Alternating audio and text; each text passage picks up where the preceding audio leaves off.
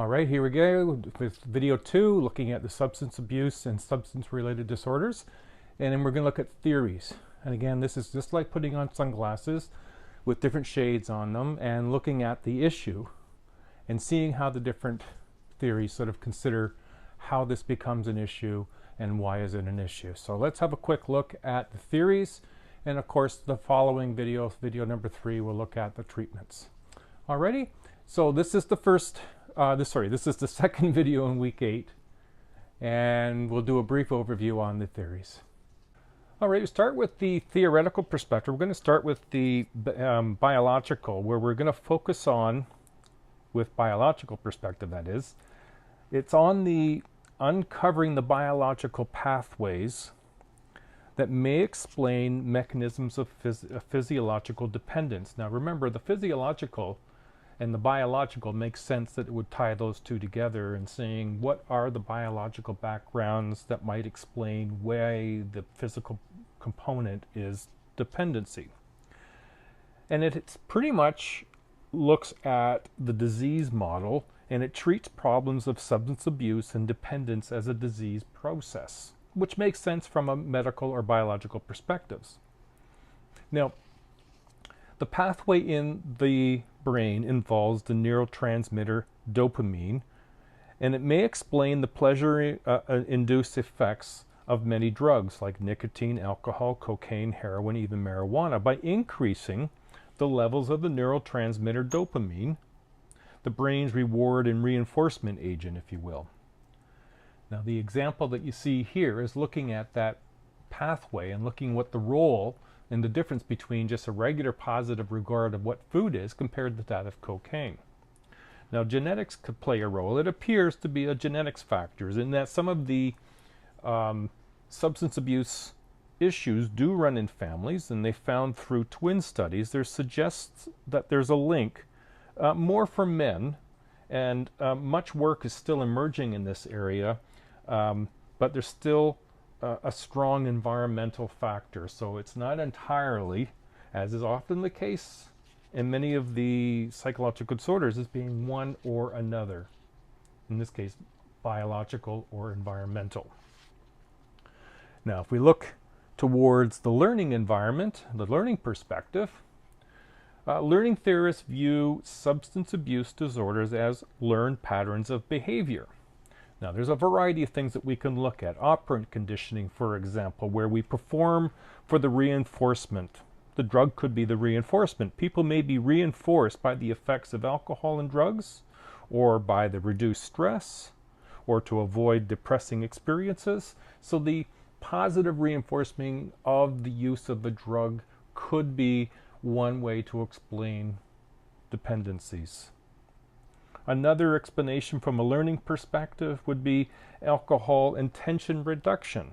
We drink to relieve tension. The more we do this, the more we drink, and it becomes habit forming. Now, another form of conditioning, if you will, is negative reinforcement to avoid withdrawal.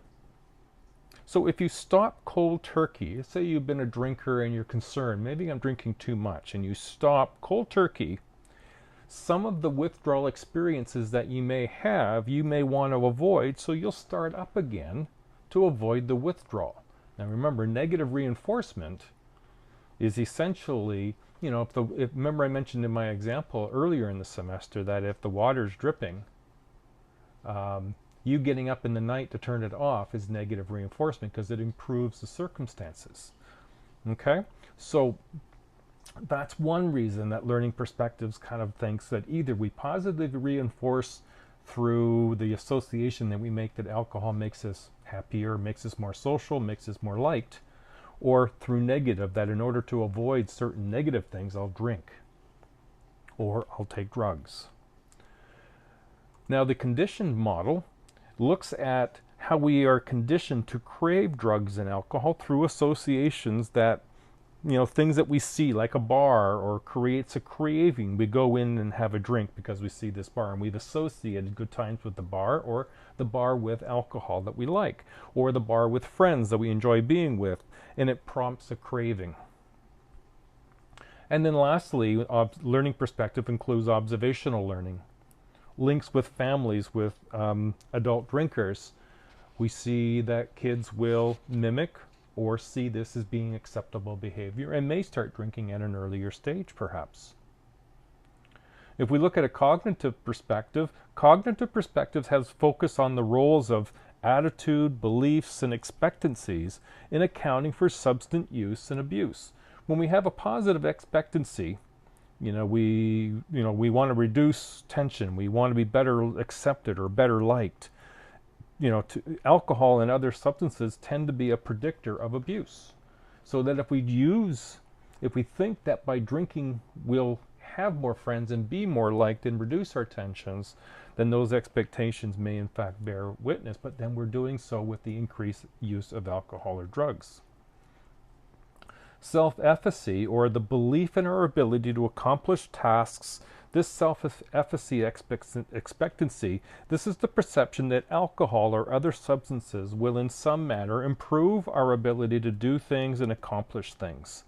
It will increase the likelihood of use and the probable abuse if we take this approach to our thinking about alcohol and drugs, that it's making us better at doing things.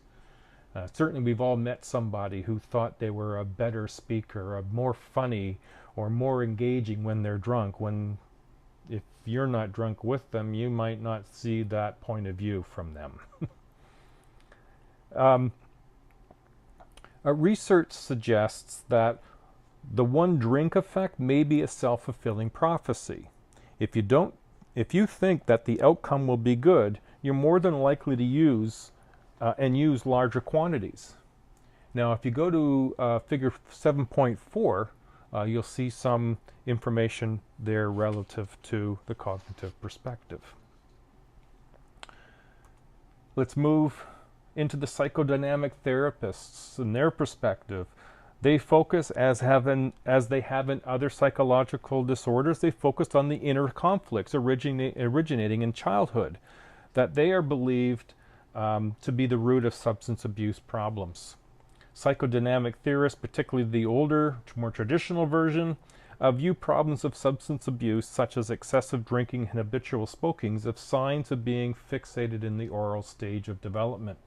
And that's not where all psychodynamic perspectives live, but certainly looking at these inner conflicts and looking at alcohol as a way of either dampening, using them as, if you will, another defense mechanism. The sociocultural perspective, well, they focus on the adaptation of culturally sanctioned prohibitions against excessive drinking and explaining differences among various ethnic groups and religious groups in the rates of alcoholism. So in this map here is just sort of demonstrating that the consumption of alcohol across the world is not the same.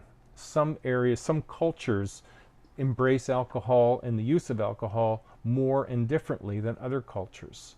And so that can contribute to the degree of what is determined as alcohol abuse and what supports are provided, if any, for alcohol abuse. Social factors such as peer pressure can also influence the development of substance abuse.